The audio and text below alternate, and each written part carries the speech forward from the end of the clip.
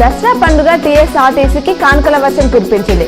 AP, Karnataka, Telangana ప్రజలు భారీగా స్వంతులకు వెళ్లి వస్తుండటంతో ఇప్పటి వరకు ఆర్టీసీకి 25 కోట్ల వరకు ఆదాయం సమకూరినట్లు సమాచారం. కామారెడ్డిలో సీఎం కేసీఆర్ పై టీపీసీసీ చీఫ్ రేవంత్ రెడ్డిని పోటీకి దింపాలని ప్రతిపాదన వచ్చినట్లు సమాచారం.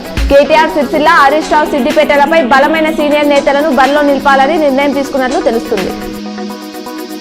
ఈ నెల 30న సీఎం కేసీఆర్ బాన్స్వాడకు వస్తున్న సందర్భంగా సభ స్థలాన్ని బీఆర్ఎస్ బాన్స్వాడ నియోజకవర్గ అభ్యర్థి పోచారం శ్రీనివాసరెడ్డి, డీసీసీబీ చైర్మన్ పోచారం భాస్కర్ రెడ్డి నాయకులు పరిశీలించారు.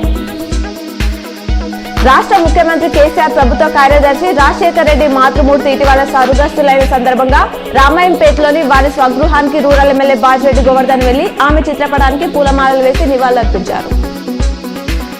నేడు Armoor MLA PUC chairman Nizamabad జిల్లా బీఆర్ఎస్ పార్టీ అధ్యక్షులు జీవన్ రెడ్డి ఎన్నికల ప్రచారంలో భాగంగా ప్రజా ఆశీర్వాద యాత్రలో పాల్గొననున్నారు. ముఖ్యమంత్రి కేసీఆర్ అభివృద్ధి చేసిన సంక్షేమ పథకాలకు ఆకర్షితులై ఆర్మూర్ పట్టణంలోని రాజారాం నగర్ కాలనీకి చెందిన మైనార్టీ సభ్యులు, పెర్కిట్ మైనార్టీ యువకులు ఆర్మూర్ ఎమ్మెల్యే జీవన్ రెడ్డి సమక్షంలో బీఆర్ఎస్ పార్టీలో చేరారు.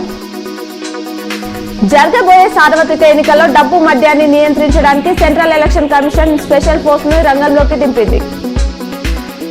ఎన్నికల కోడ్ నేపథ్యంలో నిజామాబాద్ జిల్లా కేంద్రంలోని ఎన్టీఆర్ చౌరస్తాలో 1వ టౌన్ ఎస్హెచ్ఓ విజయబాబు, పోలీస్ సిబ్బందితో పాటు సిఏపీఎఫ్, బీఎస్ఎఫ్ బలగాలు వాహనాలు తనిఖీలు నిర్వహించారు.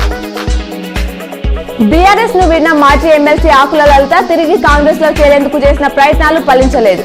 అయినప్పటికీ ఏఐసీసీ నేతల నుంచి తనకు అనుకూల నిర్ణయమే వస్తుందని ఆమె అనుచరుల వద్ద చెబుతున్నారు. ఇదే సమయంలో మహేష్ కుమార్ కు ఢిల్లీ నుంచి పిలుపు రావడంపై ఆసక్తి నెలకొంది. మళ్లీ విడత అభ్యర్థుల జాబితాపై బీజేపీ కసరత్తు మొదలుపెట్టింది. నవంబర్ 1న జరగనున్న ఆ పార్టీ పార్లమెంటరీ బోర్డు సమావేశంలో ఆ జాబితాను ఫైనల్ చేస్తారని తెలుస్తుంది. అదే రోజు 2న జాబితాను ప్రకటించే అవకాశం ఉన్నట్లు సమాచారం. బీఆర్ఎస్ చీఫ్ సీఎం కేసీఆర్ ఎన్నికల పర్యటనలో భాగంగా 2వ విడత రేపటి నుంచి ప్రారంభం కానుంది. ఇప్పటికే పలు నియోజకవర్గాల్లో నిర్వహించిన బహిరంగ సభలో పాల్గొన్న సీఎం రేపు అచ్చంపేట్, వనపర్తి, మునుగోడు సభలో పాల్గొననున్నారు. రూరల్ ఎమ్మెల్యే బాజిరెడ్డి గోవర్ధన్ ని మోపాల్ మండలంలోని బీఆర్ఎస్ పార్టీ ప్రజాప్రతినిధులు మంగళవారం మర్యాదపూర్వకంగా కలిసి విజయదశమి శుభాకాంక్షలు తెలిపారు.